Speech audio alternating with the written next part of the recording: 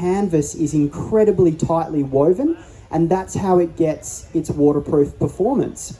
So when you take your swag home, you put it down on the ground and you hit it with a hose. When it gets wet, the cotton content in the canvas, and the canvas is 65% cotton, 35% polyester, that cotton content will expand, and when it does that, it makes the weave even tighter and less likely for water to come through. You know, reputable canvas manufacturers use a Corespun thread, where the thread is also a cotton poly blend.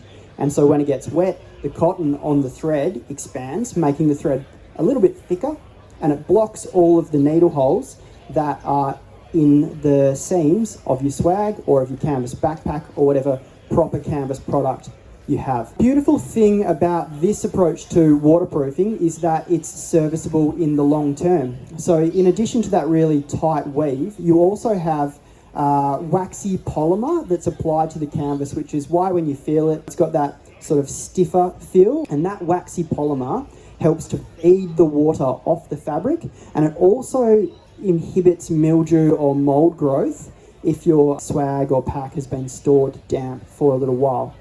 So when you get your swag brand new, you take it home, you hit it with the hose, or if you get your pack brand new, you take it home, you hit it with a hose. But after, say, 5 years, or depending on heavy use, it could only be after a couple of years, one thing that you can do to improve the performance of your canvas products is to hit them with a reproofing spray. Now, there are a number of reputable manufacturers of reproofing spray. We recommend a brand called Bradmill. They make a product called Bellaguard, and that is it's essentially like a silicone in a mineral turpentine. You spray it onto your canvas, the solvent evaporates and leaves the silicone behind and helps to improve beading off your canvas in the long term. This is a waterproof raincoat. It's completely waterproof. If I put it over a bit of PVC pipe and clamped it onto the end, I'd be able to fill that PVC pipe up to a height of 10 metres with water before any water started coming through the fabric. Now, that kind of waterproofing test doesn't actually work on canvas, but on something like this it does, and we're going to talk about the fundamental reasons why. Now, unlike a canvas which gets its waterproofing from its incredibly tight weave, your laminated waterproof garments have a membrane in the middle of them, which is essentially lots of tiny, tiny little holes. So the holes are too small for water to get through, but they're big enough that moisture vapor can escape. So that's when you see a raincoat being described as a breathable waterproof garment. It means that your moisture vapor that comes into contact with the inside of your garment, because you're walking around and we all get a little bit warm, it can actually escape through the fabric without any of that liquid water, rain from the outside coming in. Someone sends a tent back and goes, "Oh, my tent, it's leaking." We can scientifically test whether it is or not by trying to force water through it. Now, what I've done here is basically tape a bit of fabric onto the end of a bit of polypipe to simulate that demonstration, so we can get a bit of a picture of what it means for something to be waterproof. I don't actually know if this scrap of fabric is waterproof. It's an old bit of fabric that I found in my house this morning, and I also don't know if the cloth tape's going to hold it onto the pipe, but Aaron will fill it up with water and we'll be able to see. Now, this is a really important demonstration because we go, okay, well, I'm out in the rain and, rain's actually quite light. How waterproof are waterproof fabrics? When you've got a fabric like this, which has got a polyurethane coating on it, it's so waterproof essentially that you can use it as a cup. Now, as I said, I actually don't know whether this one is waterproof, but it looks like it is. It's starting to bead in the corners. So Newman will take that around and show that to you guys. So you can see that where that bit of fabric's been creased over the corner of the pipe, it's actually starting to come through. So if we were doing a test for waterproofing on a tent that had been sent back and we were using our big column of water, this is the kind of thing that we'd be looking for. We look for 3 beads coming through the fabric, and then we say, you know what, this one is not waterproof anymore. So we can look at that and say, you know what, this bit of fabric, which came off a square of old fabric that I had in my house, I can now comfortably go home and turf it into the bin. Whereas if it was a tent, I could say, you know what, guys, this one's not working anymore. What's going to be the step forward from here? Can we take a bit of a repair approach?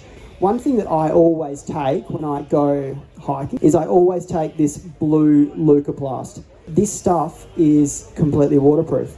So if you get a hole in a tent floor, you can put blue Leukoplast on it and it will stop water from coming through. If you get a hole in a canvas swag or a hole in a canvas awning, you can put this stuff on and it will form a waterproof repair until the point that you can get home and do more of a lasting repair on it.